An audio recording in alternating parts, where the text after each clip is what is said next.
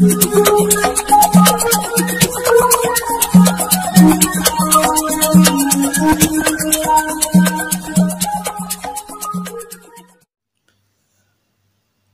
Friends, ఎలా ఉన్నారు friends? శృంగారం అనేది ప్రపంచంలో ప్రతి ఒక్కరికి, స్త్రీ పురుషులిద్దరికీ అవసరమయ్యేది. కానీ హిస్టరీలో మర్చిపోలేని ఒక రాణి ఉంది. ఆమె అమ్మాయిలను చంపి వేడి రక్తంతో స్నానం చేసేది, అలాగే యువకులతో విచ్చలవిడిగా శృంగారం చేసేది. మరి ఎవరు, ఏంటి, ఆ రాణి విశేషాలు ఏంటి, మనం పూర్తిగా వీడియోలో తెలుసుకుందాం ఫ్రెండ్స్. నేను చెప్పబోయే టాపిక్ ఇదే. సో ఈ వీడియోని లైక్ చేయండి, షేర్ చేయండి, తప్పకుండా సబ్స్క్రైబ్ చేయండి. సబ్స్క్రైబ్ చేసుకున్న వారు బెల్ ఐకాన్ క్లిక్ చేయడం మాత్రం మర్చిపోవద్దు. Thank you for watching friends. ఇక విషయంలోకి వస్తే, అమ్మాయి అంటేనే ప్రతి ఒక్కరికి గుర్తొచ్చేది వారి సున్నితత్వం, మృదువుగా మాట్లాడుతూ, సున్నితమైన మనసుతో అమాయకంగా చూస్తూ, అందమైన మోముతో అందరి మొదలను కొల్లగొట్టే అమ్మాయిల్ని మనం చాలామందిని చూసి ఉంటాం. అందుకే అమ్మాయిలను అబ్బాయిలు బాగా ఇష్టపడతారు.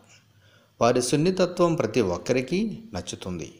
కానీ కర్కశంగా, క్రూరంగా, అంటే మామూలు క్రూరంగా కాదు, కని విని ఎరుగని క్రూరత్వంతో ఒక అందమైన అమ్మాయి వ్యవహరించిందంటే నమ్ముతారా? కానీ చరిత్ర చెప్తుంది నమ్మాలి అని. ఇది వాస్తవంగా జరిగిన ఒక యథార్థ కథ. ఒక అందమైన యువరాణి చూడటానికి చాలా శృంగారంగా ఉంటుంది, అంటే సెక్సీగా ఉండేది. కానీ ఆమె చాలా కర్కశంగా వ్యవహరించేది. ఆమెను చూస్తే ఏ మగాడైనా ఒక్కసారి తనను టచ్ చేస్తే చాలు అనుకునేంత అందంగా ఉండేది. అంత రొమాంటిక్ గర్ల్ ఆమె. ఈమె చూడ్డానికి శృంగార దేవతలా ఉంటుంది. ఆమెతో ఒక్కసారి శృంగారం చేస్తే చాలు అన్నంత సౌందర్యం ఆమె సొంతం. మరి అంత అందమైన అమ్మాయిలు మరో కోణం చూస్తే మాత్రం మీ గుండె ఒక్కసారి ఆగిపోవలసిందే. అందమైన అమ్మాయి అంటున్నారు, శృంగార దేవత అంటున్నారు. మరి ఆమెలోని ఆ మరో కోణం ఏమిటా అనేదే కదా మీ సందేహం. సో ఆ పాయింట్లోకి మనం వెళ్దాం. ఆమె పేరు ఎలిజబెత్ బాథోరి. ఆమె గురించి ఒక కథ ఉంది.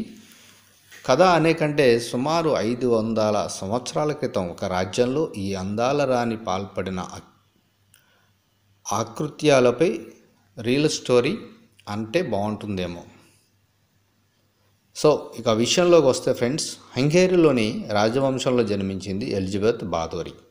తన జీవితకాలంలో కొన్ని వేల మంది యువతులను అతి కిరాతకంగా చంపింది. అలా కేవలం వారిని వదిలేసేది కాదు, ఇంకా చాలా కార్యకలాపాలు చేసేది. ఇంతటి క్రూరమైన మహిళ మనం చరిత్రలో ఎక్కడా విని ఉండం. ఎలిజబెత్ బాథోరి హంగేరీ రాజవంశానికి చెందిన జార్జ్ బాథోరి కూతురు. 1560 ఆగస్టు 7న హంగేరీలో జన్మించింది ఈమె తల్లి పేరు అన్నా బేతరి. ఎలిజబెత్ బాథోరి చిన్నతనంలో ఎస్కోడ్ కోటలో గడిపేది. ఆమె సోదరుడి పేరు ఆండ్రూ బొనవెంతురా బేతరి. ఆమె తల్లి అన్నా బేతరి స్టీఫెన్ బేతరి కుమార్తె.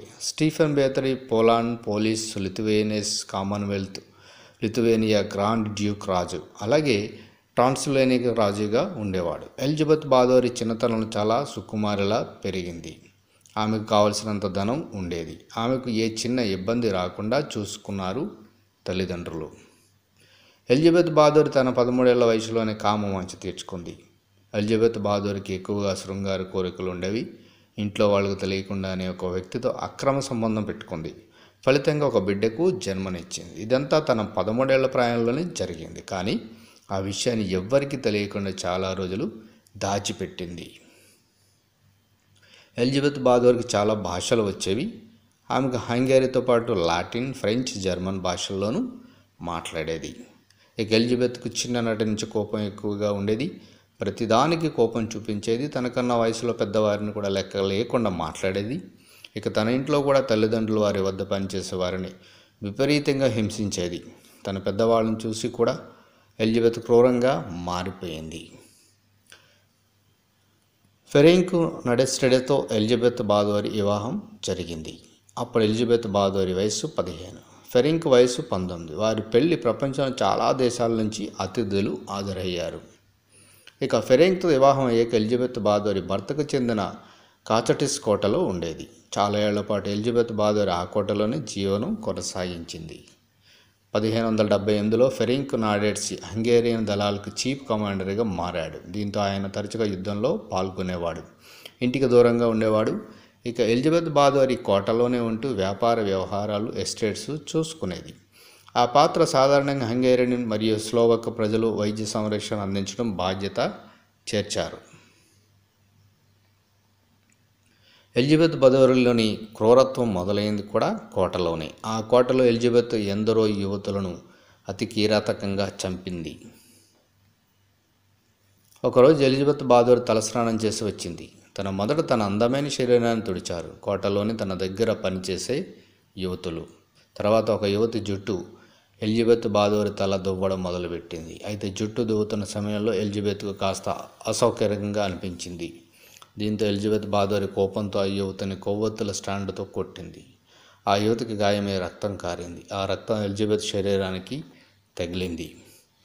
రక్తం మరకలు పడిన శరీరాన్ని శుభ్రం చేసుకున్న తర్వాత ఆమె శరీరం మరింత కాంతివంతంగా కనిపించింది. ఇలా రోజు అమ్మాయిల రక్తం శరీరానికి పోసుకుంటే చాలా బాగుంటుందనే క్రూర ఆలోచన ఆమెకు వచ్చింది. తన దగ్గర పనిచేసేందుకు చాలామంది అమ్మాయిల తల్లిదండ్రులకు డబ్బును ఎరచూపింది. దాంతో వారు తెలియక వారి కూతురులను ఎలిజబెత్ బాదోరి దగ్గరకు పంపేవారు. ఎలిజబెత్ అమ్మాయిలు క్రూరంగా హింసించేది. వారిని చంపడమే కాకుండా వారు నానా రకాలుగా టార్చర్ చేసేది. వారిని హాట్ బాక్సులపై పడుకోబెట్టి ఆనందించేది. యువతులను చంపి ఆ రక్తాన్ని తన స్నానం చేసి టబ్లో పోయించుకునేది. అమ్మాయిలు వేడి రక్తం అంటే తనకు బాగా ఇష్టం. అందువల్ల ఆ రక్తాన్ని అలా టబ్స్లో పోసుకొని స్నానం చేసేది. ఎలిజబెత్ ఈ క్రూరమైన పనులు భర్త లేనప్పుడు చేసేది. అయితే భర్తకు తెలిసినా కూడా ఆయన ఆనందించేవాడట. వీరికి వివాహం జరిగిన చాలా ఏళ్ల వరకు సంతానం కలగలేదు. దీంతో వీరు క్షుద్ర విద్యలను ఆశ్రయించారట, జంతువులను బలి ఇచ్చేవారట. ఎలిజబెత్ బాదోరి భర్త తరచుగా యుద్ధాలకు వెళ్ళవలసి వచ్చేది. దీంతో ఆమె తన ఇంటికి యువకులను పిలిపించుకొని వారితో శృంగారంలో పాల్గొనేది. వారితో విచ్చలవిడి శృంగారం జరిపేది. ఎలిజబెత్ బాదోరి తన పిన్ని అయిన కల్రాతో కూడా సెక్స్ కోరికలను తీర్చుకునేది. ఆమె పిన్ని బైసెక్సువల్. దీంతో ఆమెతోనూ శృంగారం జరిపేదట. ఇక భర్త మరణం తర్వాత రాజ్యం ఆమె చేతిలోకి వచ్చింది. అప్పటి నుంచి ఎలిజబెత్ క్రూరకాండ మొదలైంది. అయితే ఎలిజబెత్లో క్రూరత్వం నిద్రలేచింది. ఆమెలో దాగున్న అరవిర భయంకర రాక్షసత్వం బయటకు వచ్చింది. అడ్డు అదుపు లేకుండా ఆమె అరాచకాలు, దాష్టికాలు మొదలయ్యాయి. భర్త మరణం తర్వాత రాజ్యం ఆమె చేతిలోకి వచ్చింది. మొత్తంగా ఎలిజబెత్ జీవించిన కాలం చాలామంది యువతులను అతి కిరాతకంగా చంపి వారి వేడి రక్తంతో స్నానం చేసేది. ఈమె అరాచకాల గురించి తెలుసుకున్న తుర్జో అనే Hungary revolution leader Elizabeth Bathory నిర్బంధించాడు. డిసెంబర్ 30, 1610న తుర్జో కాచటిస్ కోటకు వెళ్ళాడు. ఆమెతో పాటు ఆమె సహచరులైన డోరోటియా సెంప్టెస్, ఇలోనా జో, కతరీనా బెనికా, జానోస్ ఉజేవారి అనేవారిని కూడా నిర్బంధించాడు. తుర్జో వెళ్ళినప్పుడు ఎలిజబెత్ ఒక అమ్మాయిని చంపి ఆ బాడీని అలాగే ఉంచిందట. నిర్బంధంలో ఉన్న ఆమె 21 ఆగస్టు 1614న చనిపోయింది. సో ఇదండి ఒక శృంగార రాణి చేసే అకృత్యాలు, అలాగే రక్తం తాగి యువతులను, యువకులతో జీవితాలతో ఆడుకునేది.